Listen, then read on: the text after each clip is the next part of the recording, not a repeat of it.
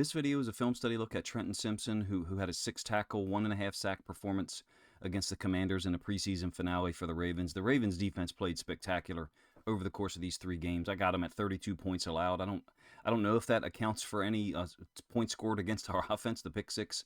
But in any case, Simpson played really well. I think Saturday, I will have a couple of things to explain here where I think he's either a half a step behind his read, or him and Teddy Buchanan just are not on the same page. It certainly at times looks like those two don't spend a lot of time together repping things in practice. But for Simpson, he looks ready. I do suspect, and I will let you know in the course of the video, I think on a lot of third downs, 3rd and 7, 3rd and 8s, we're going to be in our dime look just because of the quality of the DBs that we can put on the field if, in fact, everyone's healthy.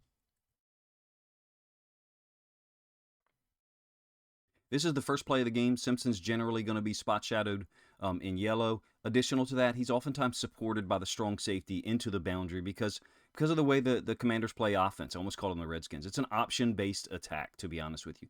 So as this play develops here, you've got a mesh between the quarterback and the running back. Obviously, he's reading the end man on the line of scrimmage. In this case, I think it's Ojabo. I do think the tight end, where this kind of blocking graphic emanates from, I think he's dual reading this. So I think it's a read between the quarterback and the tight end at the same time.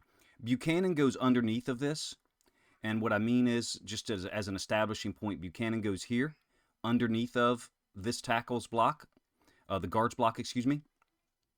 And I think Simpson can overlap this and play into that really wide open B gap. The way that it works out, from a graphic standpoint or from an alignment standpoint, is you can have the safety to the boundary. If he's rolled up, that's a huge help in the run game. And when you get the end zone angle, you'll see what I mean. Lowry would be in position to basically take Simpson's gap, if you will. So Lowry becomes a third inside linebacker. You're really almost creating a 4-3 look from your nickel structure, your 4-2-5 structure. As it stands, that's not what happens. Simpson doesn't overlap this. Him and Martin end up making the tackle. So here is Buchanan that I've tried to do in purple each time, but I'm not going to be able to do that at all cases. I wish I had a better player. But there's Buchanan going underneath of this. Simpson could overlap it and stop it for a shorter gain that is. It would be a one-on-one in the hole. Why? Why could they wrong arm in it? Why would the spill option be in effect for Buchanan? Because the nickel is here. The nickel is rolled down. Because of perhaps the coverage they're playing, however, you're getting this bubble, this attached bubble by the number 2. That widens Martin up a little bit. He's got great eyes. And once he sees the ball is given, boom, Martin's got his foot in the ground. Unfortunately for us, it ends up being a first down on the very first snap of the game. Same play from the end zone angle. Like I said, pseudo 4-3 look for the Ravens, being that they've inserted Lowry down here. Additional to that, it's a gun where the running back and the tight end are on the same side. So if you watch my videos enough, you know that if the running back was on the other side, it's B-gun. You don't need to know that as a fan. I mean, I don't really need to know that either, but it's a way for players, the guys that I coach and have been involved in, to be able to communicate things to each other pre-snap. But terminology in football is not ubiquitous, obviously. The Ravens probably call it something totally different. This tight end, who's initially to the boundary, that's the reason why Lowry's there, he's going to go in return motion. So he's going to leave, and then at the snap, come back. And it creates that ability to run a dual read. And so what I mean is, quarterback, tight end, both read the end man on the line of scrimmage and react to him.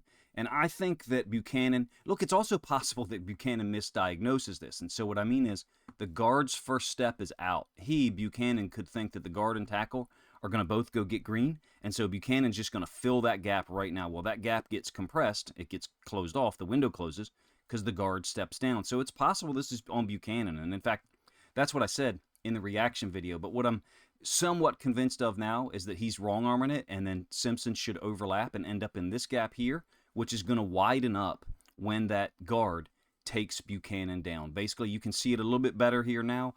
Along with that, something to support the fact that Simpson might be wrong is Lowry stepping down into the box pre-snap and then making himself available to play, in this gap here if the running back was to bring it back. There's a lot to say there, or I said a lot, I should say, about it. Who knows if it was Simpson and Buchanan's fault, but the fact is, they end up in a direct line with each other, and that's never good from an inside linebacker standpoint. Huge lane, running back gets through the hole. It's either a mistake by one or both of them, or they're just not on the same page. I do speculate about that last part, meaning, and that phrase, same page, is often a cop-out. But I wonder if those guys just don't spend a whole lot of time together on the field because Simpson spends more time with Roquan Smith in the first team group. I know the idea here is that this is a positive video about Simpson, and that first play was somewhat speculative on my part. I'm going through in order, basically. It doesn't mean anything. I actually think he played quite well.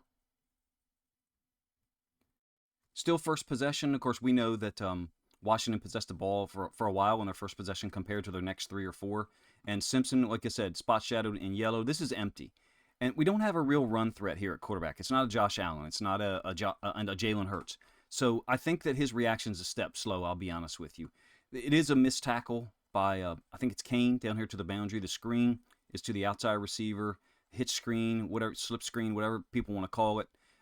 It's a missed tackle. It's a great opportunity for Kane to make a play. Unfortunately, he misses it. And Simpson does end up there, don't get me wrong. But I think he's a half step slow.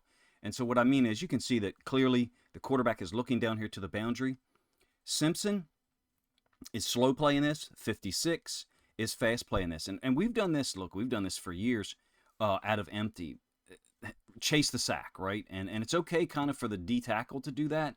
But your edge defenders, I think, got to react a little bit quicker if your inside linebacker is going to slow play. And what I mean is not get caught so quickly upfield. Now, 56 is not nearly too far upfield, to be honest with you. But my point is, from a structural standpoint, what we teach in empty, I don't think is the level of awareness that it should be. Here's Simpson. And there's the guy who caught the ball. Kane's going to miss the tackle, like I said. Look, we've got great pursuit, right? I mean, Peebles, the edge defender, 56, our other D tackle. And I'll talk about Simpson when we get to end zone angle, being a half step slow. Hopefully it'll make more sense. He's involved in the tackle. There's a shit ton of guys there. You know, we've got great pursuit. 56, Simpson. I think Tampa's there, who's the force player. He kind of gets rolled up on a little bit. Same play from the end zone angle. If you have a run threat back here, Allen, Hurts, Lamar, right? And he opens up to one side or the other like this. You've got to hold. You've got to sit and wait. And so that might be what's happening here. In my opinion, because of how often we get screened out of empty, that guy right there, the edge defender, and the edge defender on the other side, in this case Ham, I forgot who 56 was, they've got to slow play it a little bit. They're chasing a sack that's never going to come because most of the time out of empty, it's a quick game concept. You're getting rid of the ball quick. If we're in zone, if it's man, they're trying to throw a slot fade downfield, stuff like that. It's very rare, in my opinion, do we see us actually get a sack out of empty. You're welcome to let me know if I'm wrong. I recognize that other people have a different concept on defense, but our empty reactions need to be coordinated with the inside linebacker and the outside linebacker to where the quarterback opens to. And what I mean is they both have eyes on a quarterback clearly looking to our right into the boundary. I think that we could be a half step better here, specifically as Simpson. And if we are a half step better, then this isn't happening. The guy's not getting his hands on us. Now, Simpson's still able to get involved in the tackle, right? Because we know, like I said, it's a missed tackle by Sanusi Kane. As an aside or a secondary portion to this, real nice job by Tampa forcing it to the inside. If Simpson's reaction's a little bit faster, he's there, in my opinion, in a better angle, a better flow to make this tackle. 56 would obviously be a step slower. My idea, or the thing I'm telling you, the way that I was taught it to empty is, one guy's got a fast play and one guy's got a slow play. And if it's a real great quarterback run threat, maybe both of them have to slow play. They were trying on that 2nd and 12 to create, a 3rd and 4, a 3rd and 3, which is what Washington's offense is really predicated on, right? We get 2 guys jump on our defensive line. This is the ensuing snap. I think it's Ojabo and Green as the edge defenders. This is a 3rd and 7. Simpson's man on the tight end. So, a lot to say about it. The quarterback is going up top, right? He knows it's a free play. So he's going up top against Tampa, who does a pretty good job down here with the ball in the air. But we're focusing on Simpson, right? Simpson is playing man on the tight end, and this is what he gives you if he's on the field. Now, I do think, as I mentioned in the lead-in, that more of our dime defense looks are going to be on the field on 3rd and 7, 3rd and 8, even against the more athletic quarterbacks, to be honest with you, guys who can run. So Tampa down bottom will deal with this first. Gets his head around, right, and finds the ball, or tries to find the ball. And as a result, he understands when the ball is there so that he can get his hands up and make a pass defense. We know we had trouble with that in the last couple of years. I think this is a much better job for him than what we saw out of a way more experienced corner, Brandon Stevens, at times in 2024, even a few times in 2023 when he had a better year, obviously. It ends up being a pass defense for Tampa, goes incomplete, but the penalty, right, creates a 3rd and 2. But back to Simpson. He usually does a real nice job of not overcommitting on stuff to the flats, and that's what the tight end is doing here. He's going to the flats, and he's not targeted. Really, there's no route up here making it themselves available for the quarterback on a 3rd and 7. Really, if you ask me, given that we jumped off sides, I'm not sure which route up here is supposed to really be a great one for the quarterback. I will have a video out on Martin later Monday night if you guys are interested. I think that he's a great candidate to make this team.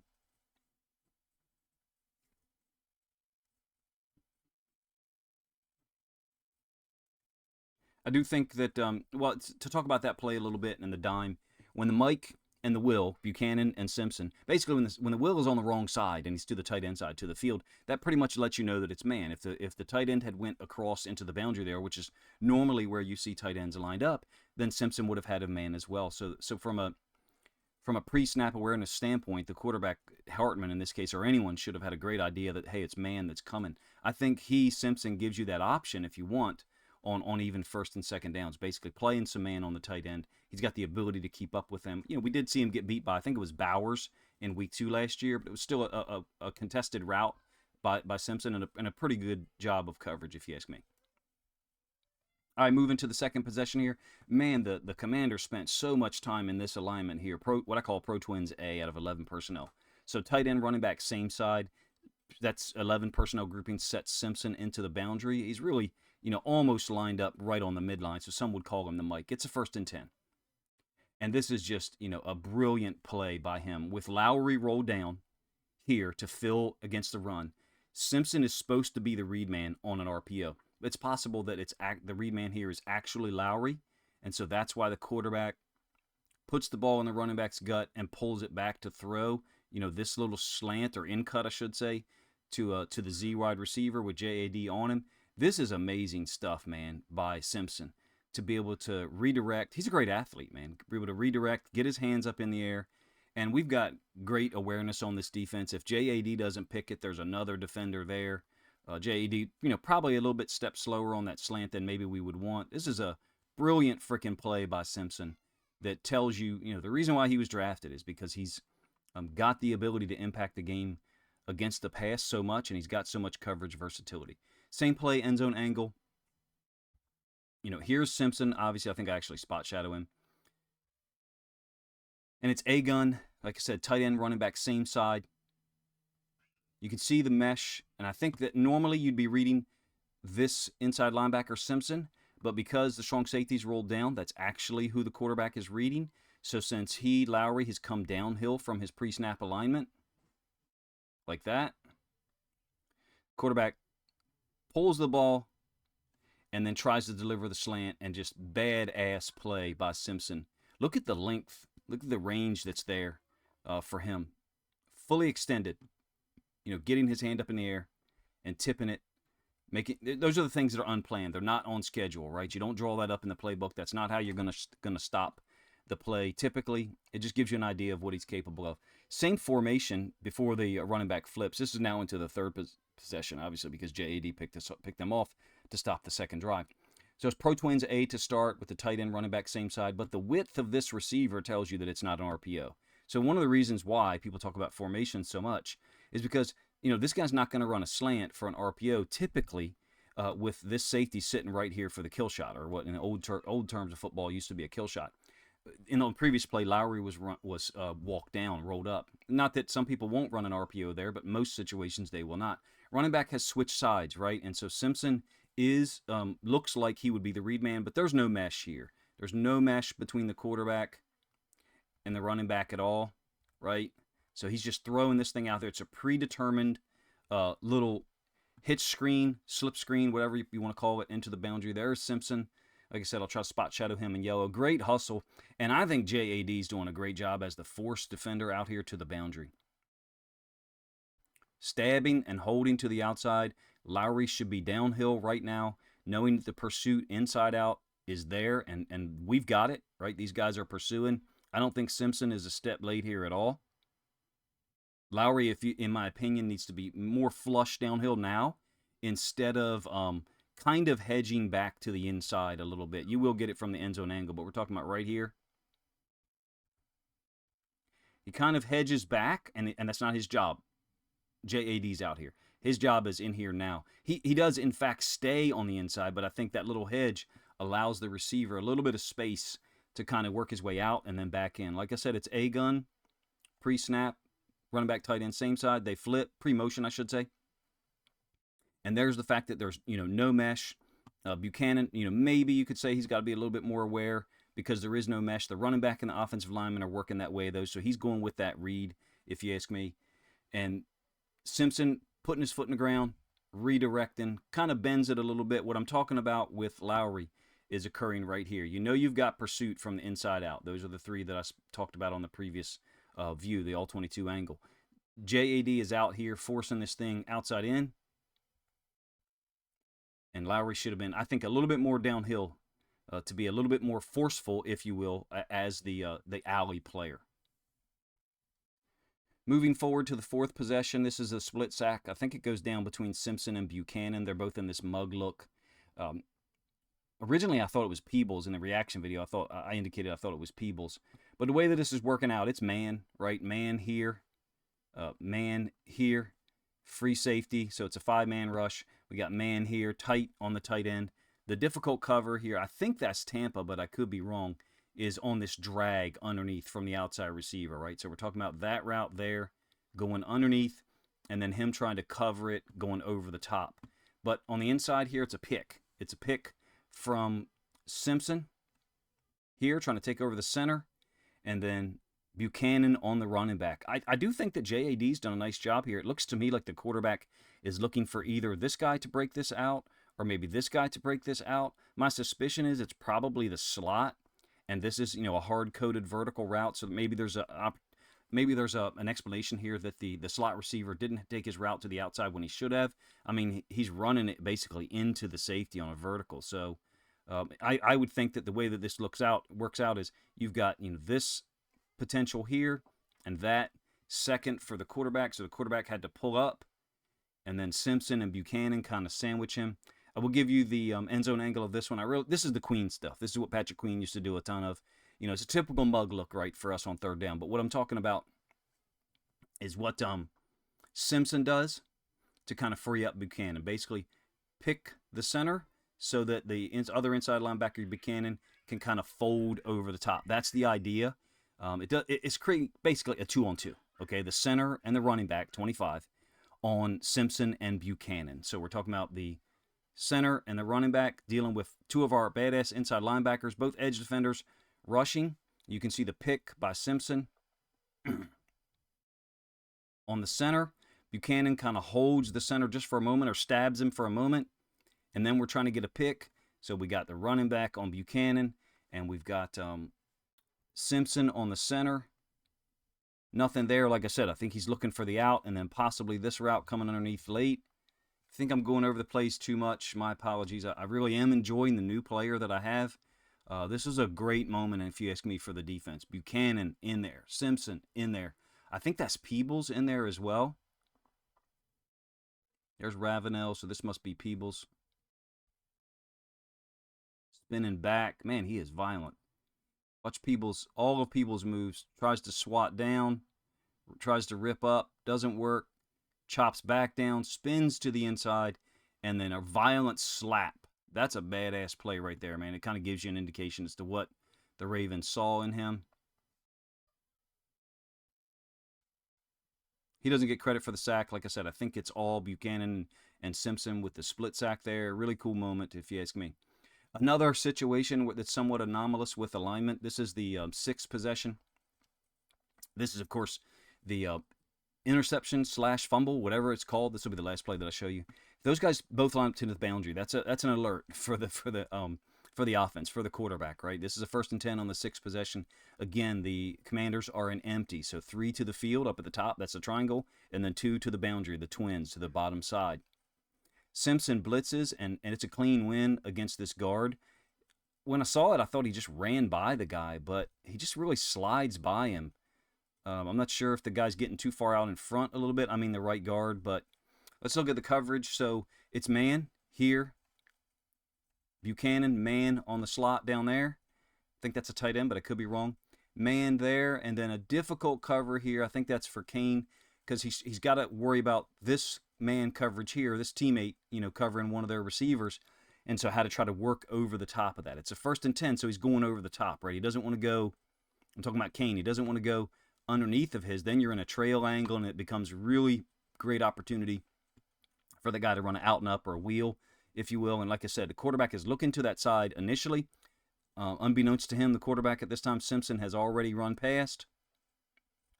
I thought it was an interception, but I get it. They called it a forced fumble. Looked like his arm was coming up in the air to try to throw maybe here to one of the receivers to the top side. I don't know which one he would be throwing to with that kind of pressure. Maybe he just didn't have great awareness in that moment. Ham jumped on it, so it's a one-on-one situation, really, and I think these probably need to happen more. So this is the pre-snap alignment that I'm talking about with Buchanan and Simpson. With the ball on the right hash, your Mike should be over here, and your Will, which is Simpson, should be right where he is. In this case, we got them both lined up over there. Kind of a giveaway that, something's happening here. I was actually wrong. Buchanan ends up playing the running back. It's not the tight end. Typical 4 guys that are rushing from their alignment, 2 D tackles and the 2 edge defenders. The one-on-one has been created for Simpson here with the right guard because the tackle, center, left guard, and left tackle are all occupied. Now, it's also a chip release by the running back and the tight end for the Commanders, all right? It's also a chip release by both of those guys. Clean win for Simpson, if you ask me here. Maybe there's a little chop there with the outside arm, but not much. Just runs by the guy. You can see that everyone else was occupied from an offensive line standpoint. Creating that one-on-one for Simpson. That ended up being, I thought it was an interception initially, ruled a fumble. Really cool game from a defensive standpoint for this Ravens defense. Simpson was a big part of it. You saw the versatility throughout the plays that I showed, right? Covering the tight end, used as a blitzer, edge defender on the bubble screen into the boundary, typical inside linebacker alignment and play. The interesting thing is, I wonder if maybe his true inside linebacker run fits is the relative weakness of his game compared to everything else. So that becomes interesting when you say, okay, he's going to play on 1st and 2nd downs as a will linebacker, and then on 3rd will be in dime. With all the DBs healthy, I think that it becomes obvious that's what the Ravens are going to look at doing. But with his relative strength, Simpson's relative strength being coverage and versatility, I don't know what that means. We certainly aren't going to be in dime on 1st and 10. I think he played well. I can't say that I didn't have a thought watching the game and even now producing the video that this kind of looks like film from last year and that he showed some versatility, covered the tight end occasionally, used as a blitzer, and in fact get some wins. He's got 1.5 sacks. Maybe in 1st and 2nd down situations he'll be used as a blitzer more often. It's possible that that's what the Ravens' plan is. Forgive the sound of my voice. This is actually not mic or audio issues. I've actually been sick since Sunday morning. And hopefully getting through it now and be able to get a video out. Now, we'll have a video on Keon Martin, who I think has got a great shot to make the roster. I think Lowry's a lock, especially with Jair not practicing since, I think, August 9th, but I could be wrong. In any case, you guys let me know what you think of the video in the comment section. If my audio still sucks, then clearly let me know. But hopefully it's been improved. I switched to a different mic, and it sounded good in testing. So hopefully this one is much improved. Forgive me for putting out content for 2 or 3 days that was crappy, but I was a little shocked that my mic kept sounding horrible because it just came out of nowhere. If you guys enjoyed the video, please let me know in the comment section. Like I said, if you think other Ravens fans would appreciate the breakdown, then please consider grabbing a link to it and sharing it out on social media to help this content get more reach.